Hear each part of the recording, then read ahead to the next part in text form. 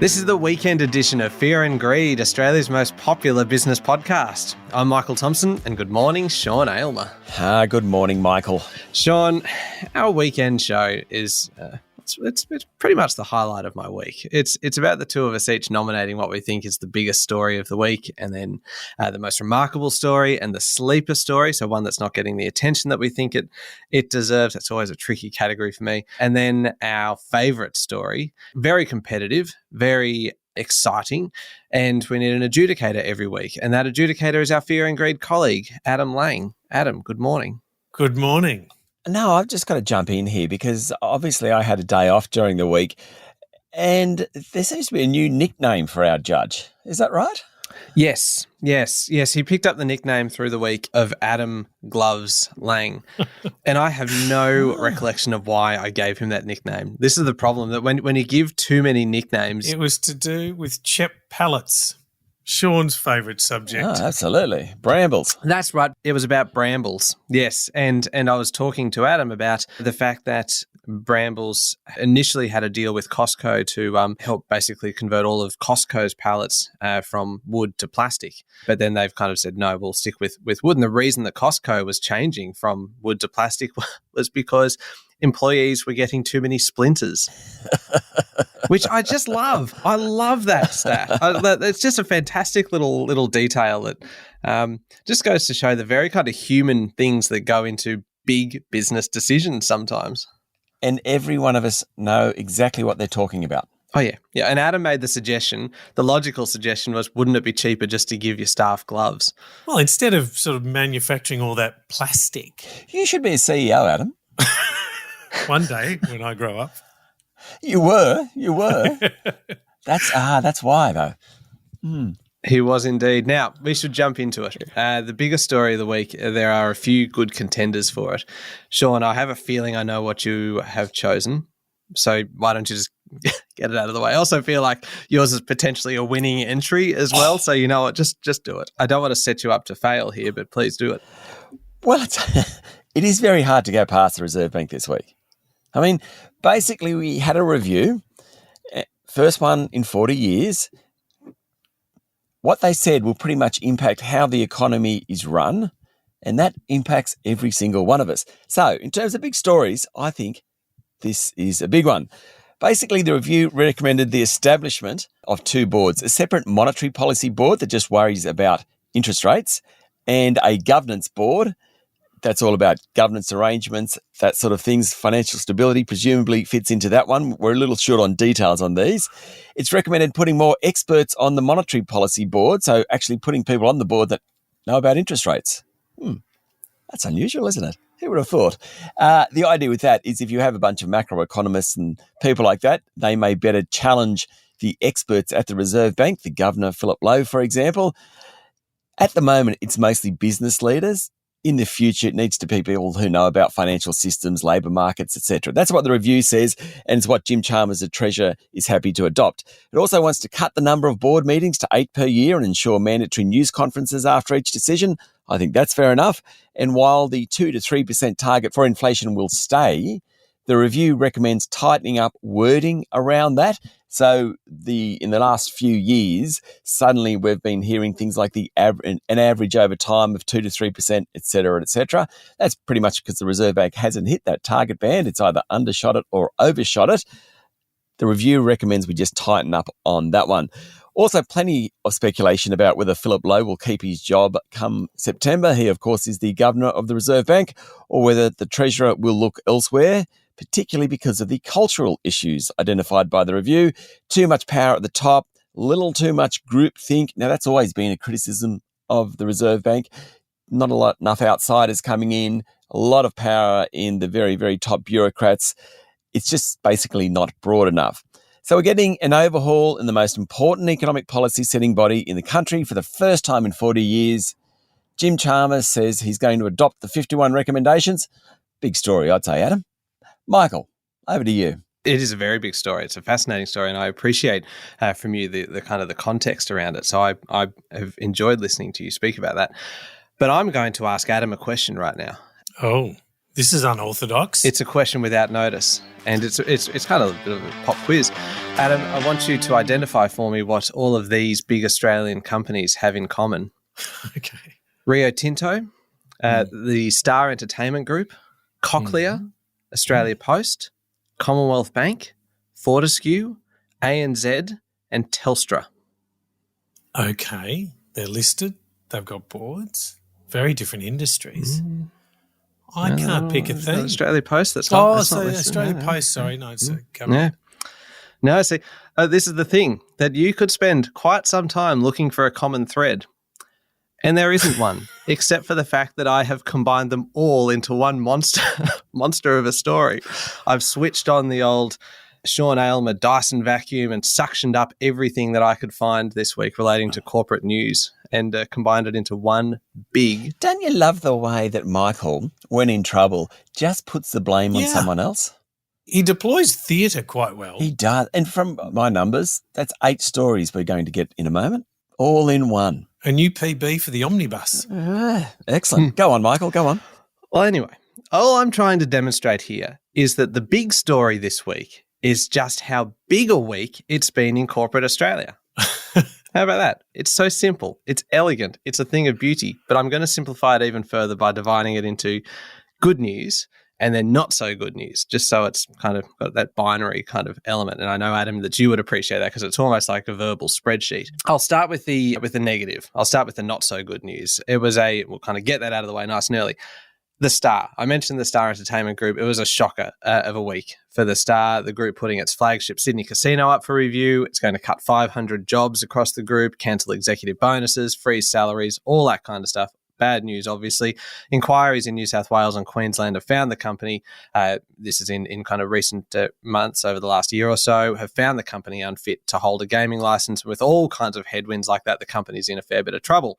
Then we move to Australia Post. Talk of hundreds of job cuts there, so more bad news. Heading towards its first full year loss since 2015, the letters part of the business is continuing to lose money, so we can probably stand by for more expensive stamps and less frequent delivery, that kind of thing. And apparently the kind of boom in parcels that has really kind of seen that company go reasonably well over the last few years is starting to kind of mellow, I suppose. Is that even a corporate term? No, I don't think so, but I'm going to use it. The parcels boom is mellowing. And then we've got another bit of bad corporate news. Commonwealth Bank. Sounds like Barry Manilow, doesn't it, really? Mellow? Yes, it does. It does. I thought you were comparing me to Barry Manilow just then. And I'm like, okay, No, all right. definitely not. Cool. The last of the bad corporate news is Commonwealth Bank admitting to knowingly underpaying thousands of staff, more than $16 million between 2015 and 2021. All 7,400 odd staff have been repaid now, but the fact that it happened either knowingly or recklessly may open the bank up to some pretty hefty fines. So this is a story that we will probably hear a fair bit about in the future because, as we discussed through the week, Sean, those fines could end up being quite significant. And we had a bit of an incident where I couldn't figure out how much it added up to, and you were able to do it in your head and earned the nickname Sean Show Off Aylmer and also Sean Calculate Aylmer, which I was quite happy with, but no one seemed to care. Now, to balance all of that out, I've gone through a whole lot of bad news and I don't want to be the bad news Barry of the day. Some good news for some of our big corporates. A delegation of business leaders heading over to China. It is the first industry delegation in 3 years, the first to have the backing of the federal government. Clearly, the relationship between our countries is... To do what? You haven't told us what to do, though. What are they doing? To have business talks. With who? To talk about business. With who? You haven't told us with who. Oh, they are going to meet with officials and other business people and all... No, what country? You haven't actually mentioned the country in the whole story yet. I did. I said a delegation of business leaders are heading to China. And we're going to have to go back to the tape. I don't think you did. They're going to China. They're heading to China. Right. Go on. Look, the relationship between Australia and China, Sean, is clearly thawing. Billions of dollars at stake, so it is of significant economic importance. Adam, I know that's one of your judging criteria. And finally, I mentioned Rio Tinto there. It actually gets 2 mentions here because it had one other piece of very good news this week with the company's iron ore division recording its best ever start to a year.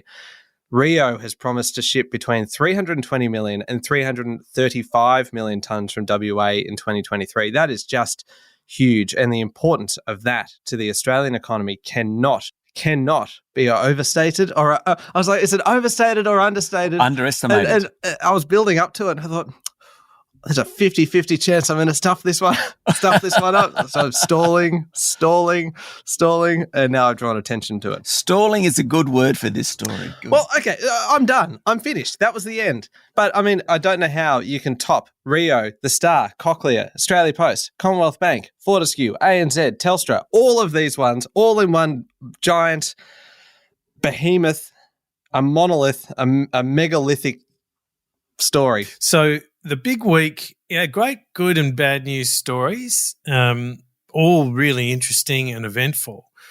But as Sean reported, this review hasn't been done for 40 years. It's an incredibly long time. It has elements of politics. I think that the aspect of Jim Chalmers and just how much review and change he's pursuing is incredible. And that he's doing it and without seemingly taking up too much political capital is really interesting. I thought the review of the company's culture, the RBA's culture, was really interesting. And the lesson for that is, hey, if you haven't done a review in 40 years, consider doing it more often because it can tend to arrest a lot of these things well before they become issues. And I think it's just a remarkable set of 51 recommendations. So for me, that is the biggest story of the week. Michael, take us on to the most remarkable story for the week. We've got to get this show moving.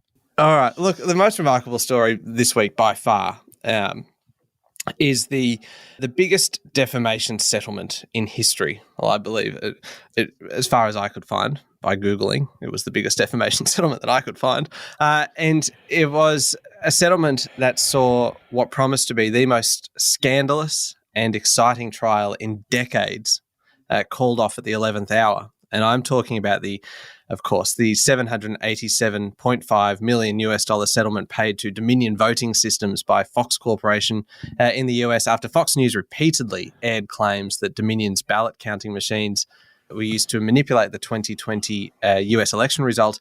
The claims were wrong. And Dominion sued because of the enormous damage that they said that it did to the company. And if the trial had gone ahead, the witness list would have included Fox chair Rupert Murdoch, high-profile Fox presenters like Tucker Carlson and Sean Hannity, and plenty more. There was so much at stake here for Fox. It would have been hugely embarrassing for the company. So obviously they settled. But my favourite part of this story is an interview that CNN did with the mediator. Can you imagine having the job of being the mediator for this? It is a man by the name of Jerry Roscoe. And he was actually on a European river cruise celebrating his 70th birthday when he got a call on Sunday, as in just a few days ago, just hours before the trial was actually due to start. He's on this cruise. He gets a call saying, can you be the mediator? We think we can reach a settlement here. He then had to get across thousands of pages of documents. So I've got this image of him kind of doing this from his cabin on a European kind of riverboat, and the trial was delayed for one day. And in that time, there were phone calls, there were Zoom calls. I don't know whether he actually left because there wasn't time to kind of get back. The two sides inching closer and closer together. Now, this guy has mediated wartime disputes in the Balkans, and he still said that this was one of his toughest assignments. And then by 2 p.m. on Tuesday, the deal was done. So that is a hectic kind of 36 hours, most likely. And my favorite part of all was good old Jerry Roscoe was asked on CNN about how he felt about his holiday, his vacation being interrupted. And he recalled some advice that his dad had given him when he was 16 about being called into work when you're on holidays. And the quote was, "My dad told me that if someone needs you, they call you, and if they need you, you go." I suppose it probably helps that it was that it was Fox. Go Jerry. Yeah, absolutely. Isn't that a good quote? Isn't that a cool quote? And isn't that a fantastic story? It is a fascinating story. I mean, it's such a shame, though, that we ended up with a settlement. Because how much fun would it have been to have listened to it all? Seeing Rupert Murdoch giving evidence would have been just remarkable, because he's such an incredible businessman, and he's also so measured and so kind of careful. But in that kind of situation, he could have been asked anything, and he would have been compelled to answer. Yeah. Mind you, I think Rupert Murdoch would have handled it beautifully. That's what I mean. Like he is just so kind of measured. The ones that I would have been really interested to see would have been some of the Fox News hosts who are perhaps a little bit more kind of theatrical. Oh, I would have loved to have seen Sean Hannity. Yes. Anyway, so that's your most remarkable story. We seem to have lost the plot here a bit this morning, not surprising. Adam, my most remarkable story is what's going on in the Liberal Party. So this week, opposition leader Peter Dutton reshuffled his shadow cabinet, promoting 2 female Indigenous senators, both of who support a no vote on the Voice referendum. He's pretty much doubled down in his opposition to the Voice, notwithstanding it doesn't seem to be getting him anywhere. Of course, the reshuffle came after former Shadow Attorney General Julian Leeser stepped down in light of the Liberal Party's decision to oppose the Voice. Just the quick details, Michaelia Cash, she looks after IR. She'll take on the AG duties. Senator James Patterson will take on Home Affairs. South Australian Senator Karen Little, the only Indigenous federal Liberal MP, will join the Outer Shadow Ministry with responsibility for child protection and prevention of family violence. And National Senator and prominent No campaigner Jacinta Price has replaced Julian Leeser as opposition spokesperson for Indigenous Australians. Okay, the Libs are against the Voice. But why? We got an opinion poll this week. It showed that Dutton and the Libs are falling further behind the Albanese government. Labor's shifted its primary vote up to 42%, the Coalition's 28%. Terms of preferred PM, Albo's at 55%, Dutton at 21%. We also had Woodside boss Meg O'Neill coming out this week criticising the Liberals for not having a seat at the table around the safeguard mechanism. It is remarkable the tin ear Peter Dutton has at the moment in terms of what the electorate seems to want and making the Conservatives relevant to politics in Australia. I'm not being political in as much as I don't care whether you support Liberal, Nationals, Greens, Labor, whoever. Support who you want. We need a strong opposition. It is remarkable that the opposition leader seems to be ignoring all that. Adam. Okay, this is a great battle, these two stories. Sean, a few weeks ago you asked me what I thought Liberal Party might do with regards to the Voice, and you and I talked about it, and I said, look, I just don't see the strategic benefit in opposing it. They did. I don't think you can say it's worked. I think to your point, it does look like Dutton has a tin ear, and it certainly isn't working for the Liberal Party, and that is remarkable.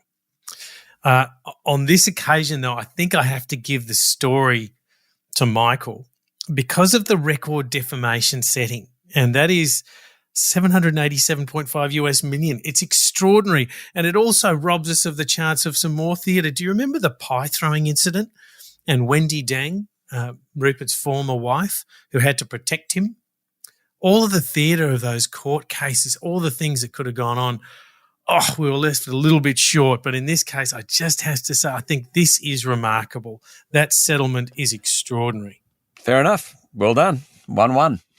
That is good news. That means that it is a very tight competition heading into halftime, 1-1, and we'll come back in a moment with some fantastic candidates for Sleeper Story of the Week. Adam, I suspect you're going to like these very much, in particular mine, hopefully mine. We'll be back in a sec.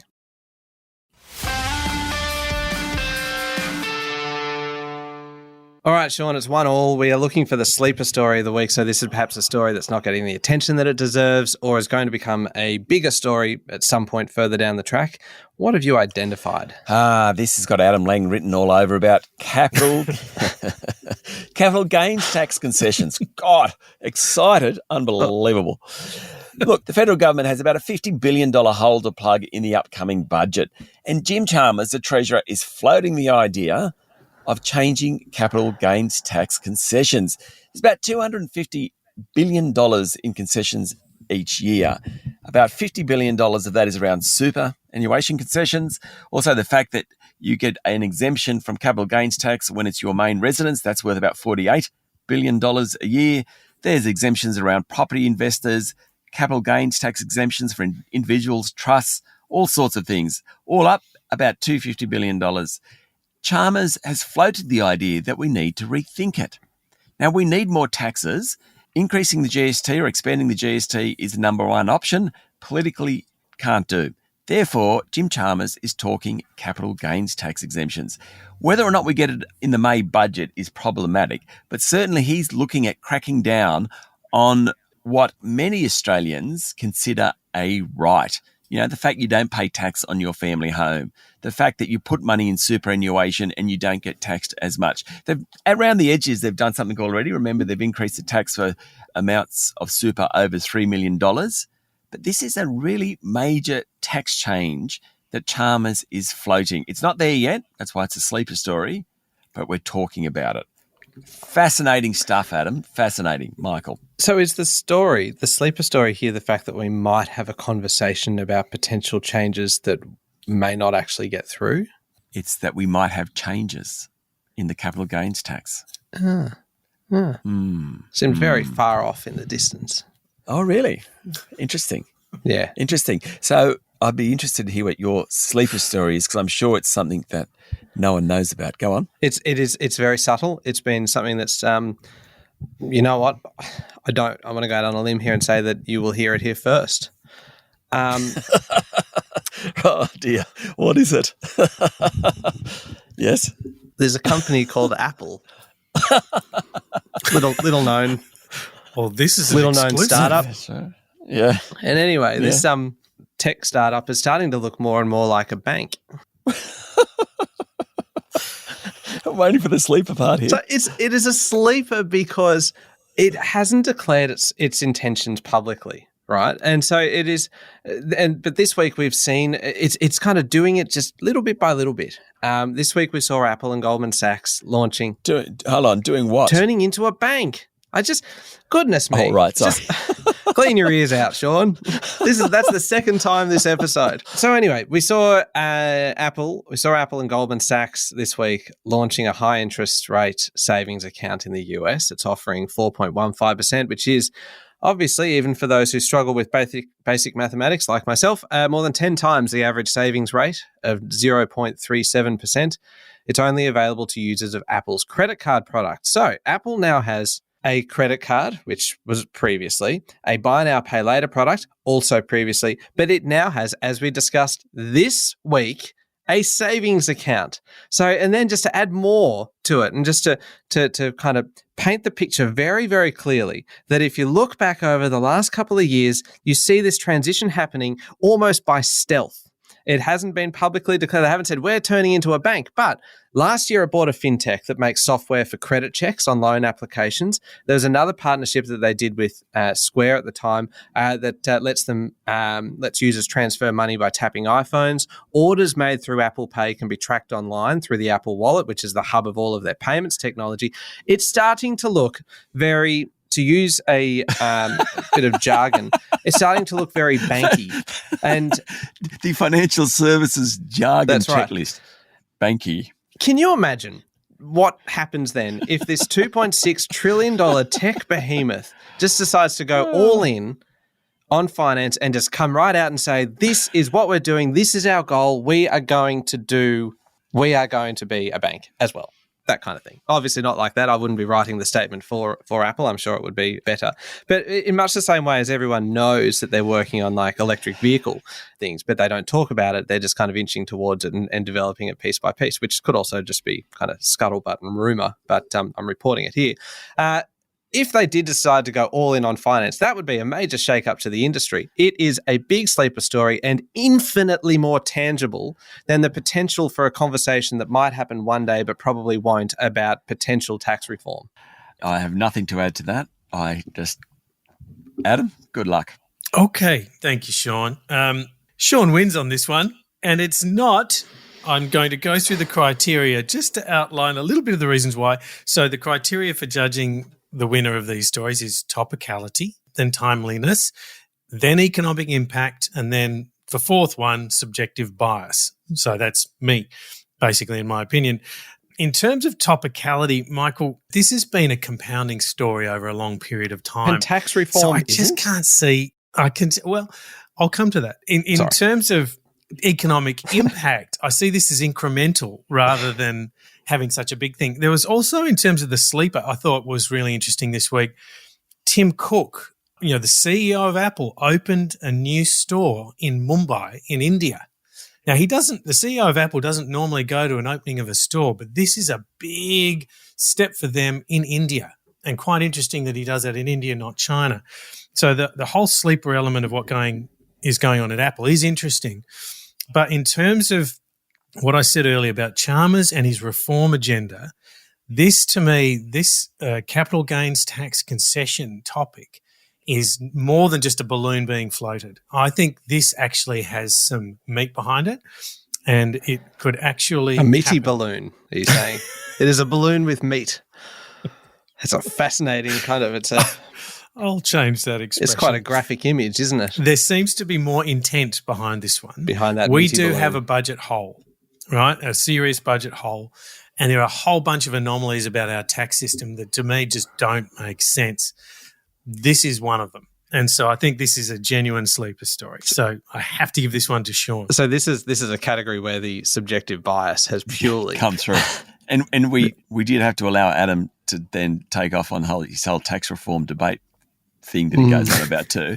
But we put up. Hey, one thing I would just like to mention, the Tim Cook thing. You know, India this week, its population overtook China. Yes, I didn't mention that. That is such an interesting stat. 1.4286 billion Indians versus 1.4257 Chinese. There you go. Incredible. Incredible. Balance is tipping. Anyway, you lost. Let's move on. Oh, no, I'm used to it, honestly. Without sounding too much like the underdog, I am. 2-1. It is now, and so look, there's still hope here. Shall I go first on this one? Let me go first on this. Yeah, sorry. Yes, you go first on this one. I love this is no surprise, just like Adam with his tax reform, I love a good airline story. And we were a little bit spoiled for choice this week. Sorry, I'm just limbering up. I'm actually stretching as I go because I'm just gearing up for a big finale here. Bit spoiled for choice this week. I was very close, though, to choosing the SpaceX rocket that blew up kind of 4 minutes after takeoff, because that was spectacular. And I mean, it was never intended to land or anything. They were always going to splash down in the ocean, and instead it kind of splashed down in a more uncontrolled way.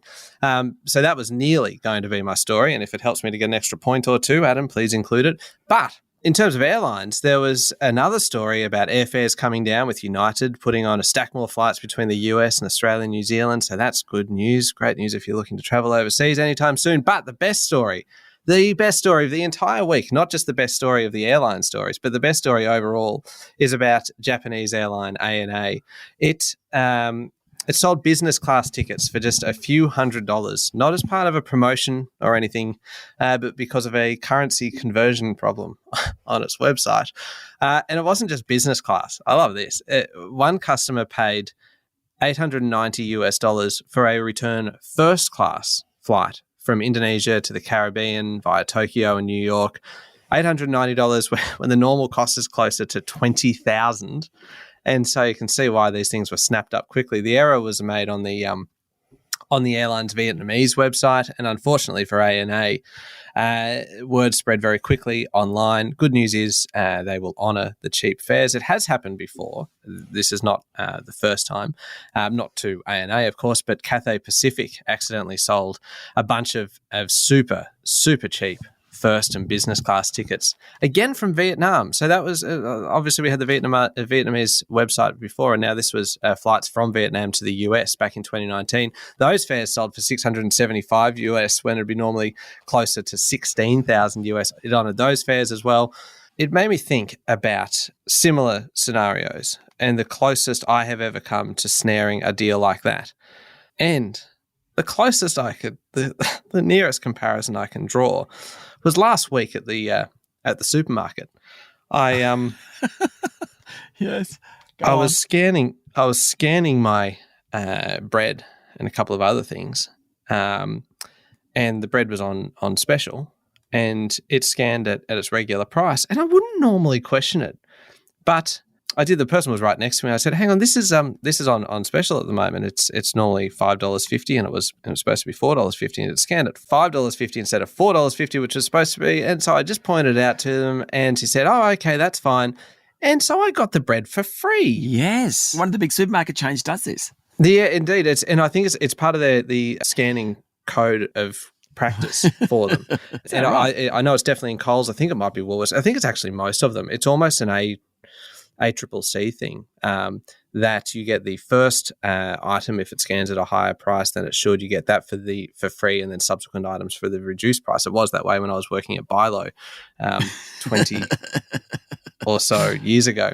But anyway, $5.50 loaf of bread, got my Helgas for free. I mean, it's not quite a $300 business class flight from Indonesia to New York, but I'm a man of the people. Yeah.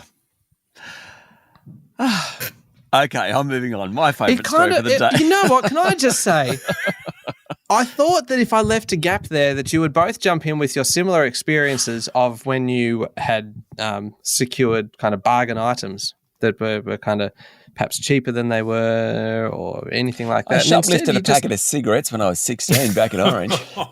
Did you? Yeah, I feel bad about that. I still feel bad about that.